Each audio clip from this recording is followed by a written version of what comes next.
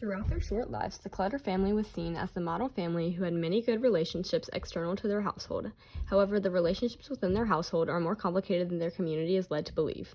When Emily and I were designing the sociogram for the Clutters, we decided the best background would be the Clutter family home because this is the setting of the main conflict within the story. The house is also the last place in which the Clutters were alive, so it is only fitting for the relationships of their lives to be described within the setting of their home. Below the horizon line are the Clutters at the center of the sociogram, with the people closest to them surrounding, their characters and relationships described in symbols. While all the Clutters are focused on the center of the board relatively close together, the internal relationships of their household are much more complicated than they may seem from the outside. Nancy is represented by the blue dress that she feels the best in and is pictured in by Susan following her death. It represents her goodness and the perfect qualities of herself that allowed her community to view her as the perfect little girl.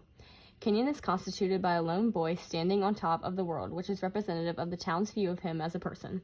He was said to be a boy living in a world of his own who had different interests from boys his age and was content being alone working on his machines. Mrs. Clutter is represented by the collection of miniature TVs because she is known to have collected many miniature items from the places she has been. By the town, she is seen as the odd woman who is always at some rehabilitation center and is never seen out in the town or performing her role as a mother, so her collection of miniatures sets her apart from the outside world. Mr. Clutter is presented as a star with a shadow behind it because he is seen as the jewel of the town who is wealthy and has a good family. However, he has issues behind the scenes, such as his wife's mental illness and the ways in which he copes with this issue.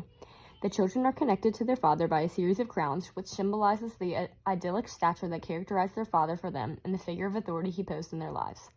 The children are connected to their mother via a dotted line that starts with her and goes through them to get to their father.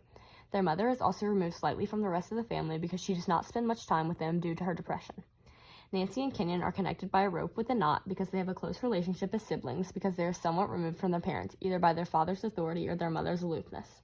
To the left of Nancy is Bobby, her boyfriend, who is represented by the silver name bracelet he gives Nancy as a gift.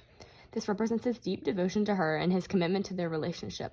The line between them is represented by two hearts separated by a cross because their differing sects of Christianity don't allow them to ever wed in the future.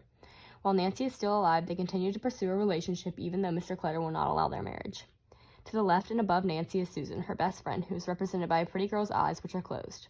She is signified in this way because she is a part of Nancy's reputation as the perfect young lady who follows society's rules and lives the life everyone expects her to live. She's connected to Nancy by a best friends forever necklace because they have always been close friends and no one will ever replace Nancy in Susan's heart. Additionally, Susan is connected to Bobby via a trail of tears because they become close after Nancy's murder when they mourn together at the funeral and afterwards. To the left of Mrs. Clutter and the right of Susan is Mrs. Kidwell, Susan's mother and Mrs. Clutter's friend, who is represented by a feather due to her delicate nature and friendly features. She is connected to Susan via a straight line because their mother-daughter relationship is not explicitly outlined but appears strong and healthy.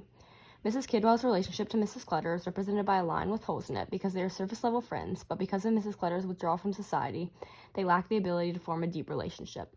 To the right of Mr. Clutter is Mr. Johnson, the insurance salesman constituted by dead money. This is representative of the life insurance policy he sells Mr. Clutter just a few hours before he dies. The relationship is represented by flying money because Mr. Clutter keeps his money with Mr. Johnson instead of with him in cash. Below Mr. Clutter is Alfred Stockland, the farmhand who lived on the Clutter property and is represented by the shack he lived in on the property.